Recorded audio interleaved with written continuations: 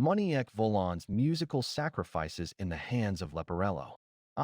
Of course, there are countless activities that have played an important role in painting over the past decades in restoring an atmosphere related to the old abstract ideology. By ideology, I certainly do not immediately refer to a more artistic interpretation of the open space that has been defined by the gradual decline of so-called abstract art.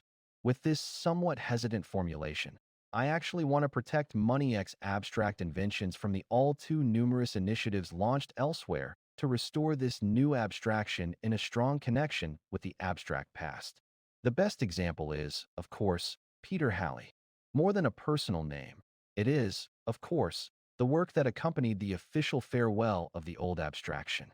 Yet at the same time, it is the name that, risen from the dead atmosphere, simply continued again.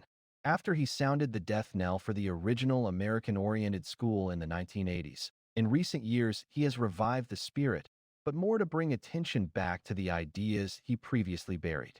2. The most remarkable aspect of Moniek's approach is precisely that the original traditional relationship between realism and abstraction is completely broken here. In her work, that abstract cliché simply does not exist.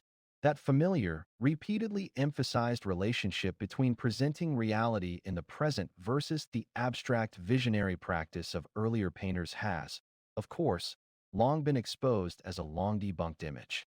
Perhaps there have also been attempts to turn the realism abstraction contrast inside out on the painter's canvas. That is, not painting the depiction so much as an imprint of reality, but painting reality as an imprint of the abstraction. I have often looked forward to it, but have actually never discovered anything even close. Well, perhaps I lack the talent to distinguish that implosion. 3. Moniek's work has therefore probably not imploded, although I do not rule out that inversion. Then it could very well be that her abstraction fits beautifully into that traditional perspective, as we might have thought, and is also simply an inverted representation of what we were used to. That means her abstraction is a term that fits nicely with the traditional movement.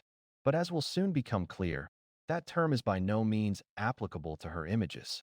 Nowhere do we need to guess that there might be an abstract departure from the reality surrounding us to be perceived. No, these images, perhaps once condemned as abstraction and devalued, are on the contrary real elements of the reality surrounding us.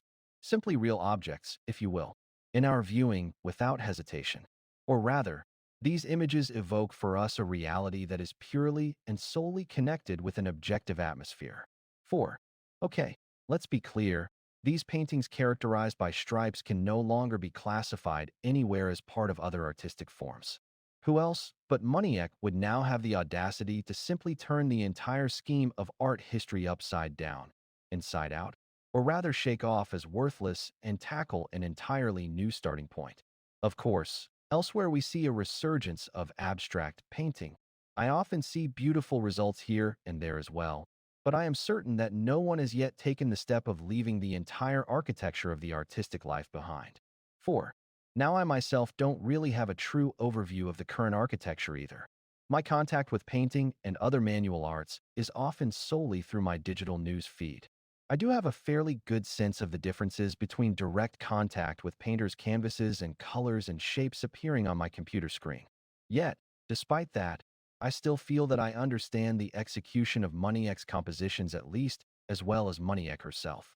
Of course, I don't really mean that, but let me indulge in that thought so that I may make the following remarks.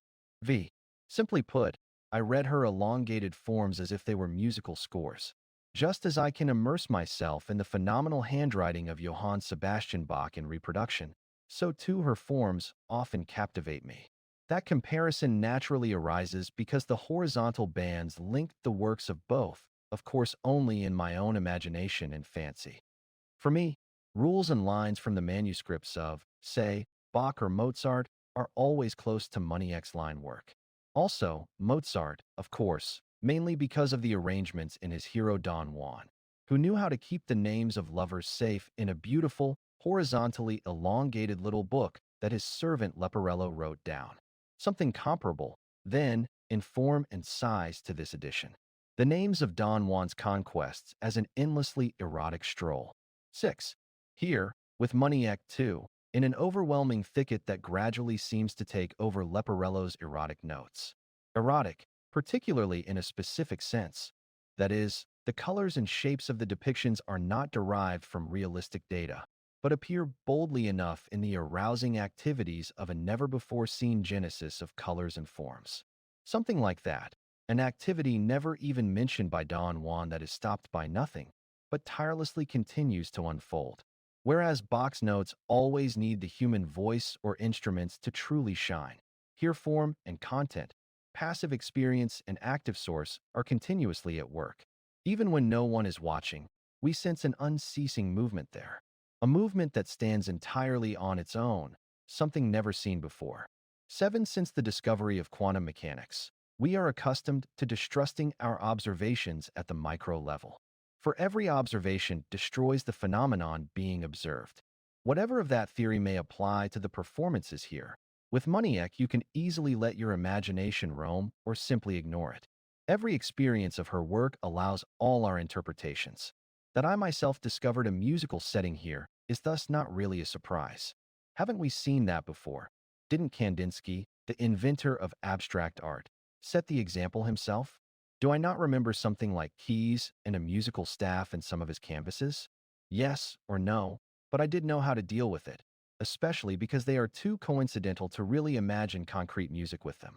With Moniek, however, you cannot avoid quickly filling in the shapes in musical representations, in one way or another.